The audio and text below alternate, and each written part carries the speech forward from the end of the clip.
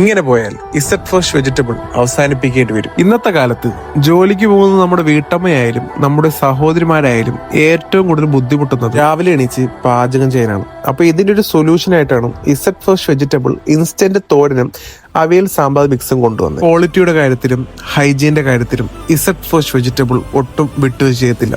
അതുകൊണ്ടാണ് ഈ നിമിഷം വരെ നമ്മൾ കട്ടിംഗ് എല്ലാം മാനുവലി ചെയ്തുകൊണ്ടിരിക്കുന്നത്. മാനുവൽ മാറ്റി ഒരു മെഷീൻ മേടിച്ച് വെക്കുകയാണെങ്കിൽ ഇപ്പൊ ചെയ്യുന്ന ഹാർഡ് വർക്കിന്റെ 10-1 പോലും ചെയ്യേണ്ട ആവശ്യമില്ല.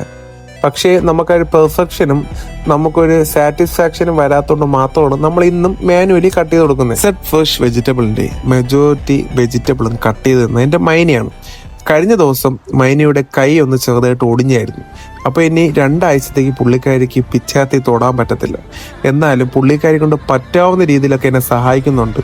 കട്ടിങ്ങിന് പുറത്തു നിന്നൊരാളെ എടുക്കാൻ പറ്റാത്തൊരു സിറ്റുവേഷനാണ്. കാരണം തിരുവനന്തപുരത്തല്ല, കേരളത്തിൽ ഒരിടത്തും കിട്ടാത്ത പ്രൈസ് റേഞ്ചിലാണ് ഇസഡ് ഫ്രഷ് വെജിറ്റബിൾ നമ്മുടെ കട്ട് വെജിറ്റബിൾ സെല് ചെയ്യുന്നത്. ഇതിനു മുന്നേ ഒരുപാട് പ്രശ്നങ്ങളും സങ്കടങ്ങളും വന്നിട്ടുണ്ടെങ്കിലും പക്ഷെ ഇപ്പൊ സംഭവിച്ചത് നമുക്ക് അങ്ങോട്ട് ഉൾക്കൊള്ളാൻ പറ്റാത്തൊരു കാര്യമാണ് കേട്ടോ.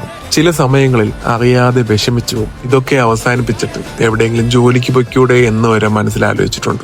എന്നിട്ടും വിട്ടുകൊടുക്കാതെ ഇങ്ങനെ കിടന്ന് കഷ്ടപ്പെടുന്നത് ഇന്നല്ലെങ്കിൽ നാളെ എന്തായാലും രക്ഷപ്പെടും എന്നുള്ളൊരു വിശ്വാസത്തിന്റെ ബലത്തിലാണ് ഇസഡ് ഫ്രഷ് വെജിറ്റബിൾ ഇപ്പോഴും റണ്ണായിക്കൊണ്ടിരിക്കുന്നത്. പിന്നെ നിങ്ങളുടെയൊക്കെ സ്നേഹവും സപ്പോർട്ടും ഉള്ളിടത്തോളം കാലം ഒരിക്കലും ഇസഡ് ഫ്രഷ് വെജിറ്റബിൾ നശിക്കത്തില്ല. ഒരുപാട് പേര് ലൊക്കേഷൻ എവിടെയാണെന്നുള്ളത് മെസ്സേജിലും കമന്റിലും ചോദിക്കുന്നുണ്ട്. അപ്പൊ അവർക്ക് വേണ്ടിയാണ് കറക്റ്റ് ലൊക്കേഷൻ വന്നിട്ട് തിരുവനന്തപുരത്ത് നിന്നും കിള്ളിപ്പാലം കരമന പോകുന്ന വഴിയിൽ കിള്ളിപ്പാലം ജംഗ്ഷനിൽ ഓക്സിജന്റെ ഷോറൂമുണ്ട്.